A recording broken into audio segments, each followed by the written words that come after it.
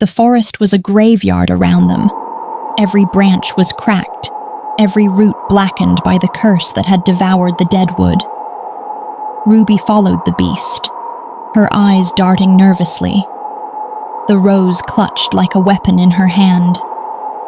The beast never looked back.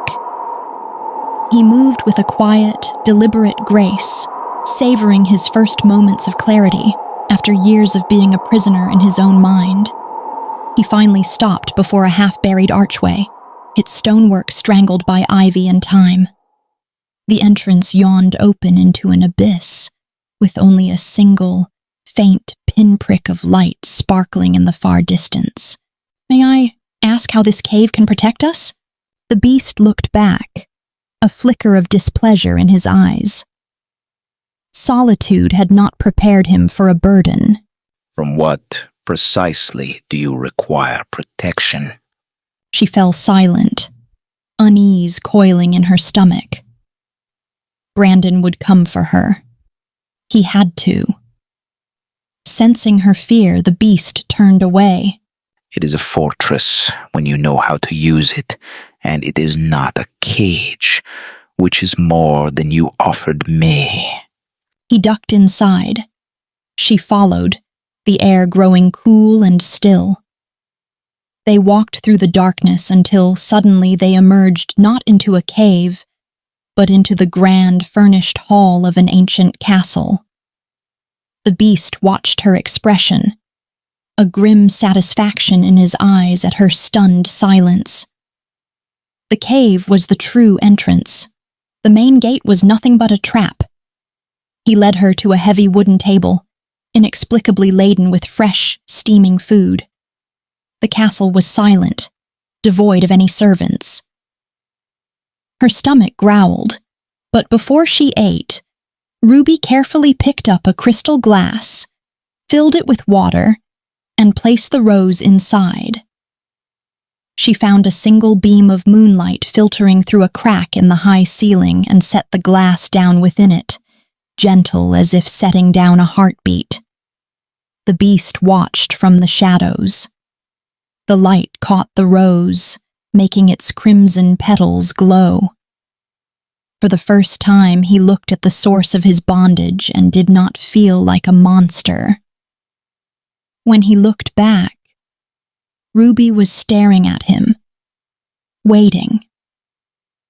To his surprise, she carefully took the largest plate and prepared a generous portion from every dish. She then knelt, setting the plate on the stone floor before him.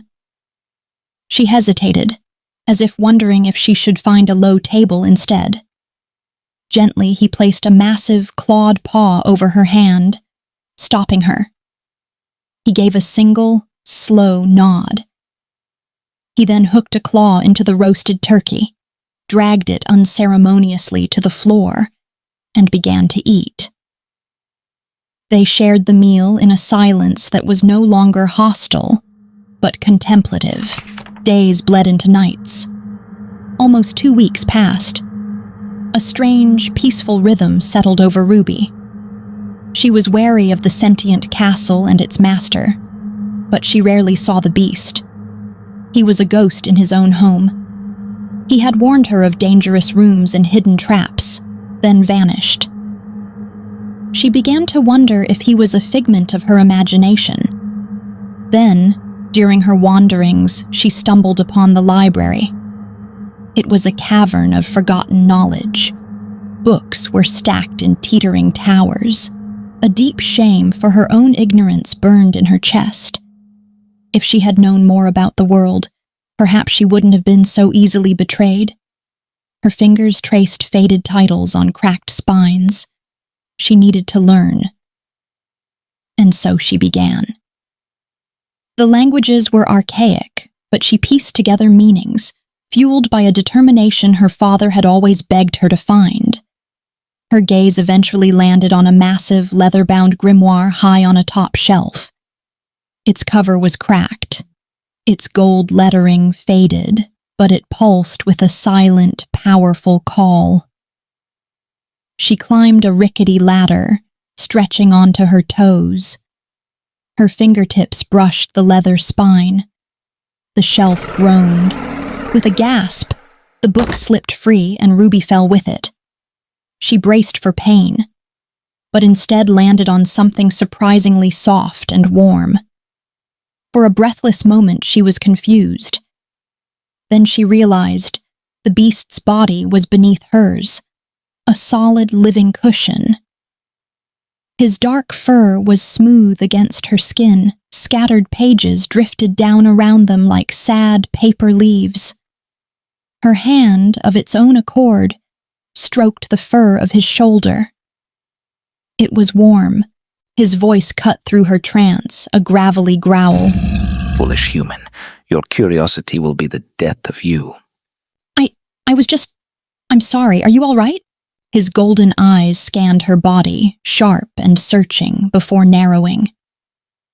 That flicker of concern was there and gone in an instant, masked by irritation. See that you don't die a stupid death. Then teach me. Show me how to defend myself. Show me how to run from wolves like you. The library fell into a silence so deep she could hear the dust settling. The beast went preternaturally still.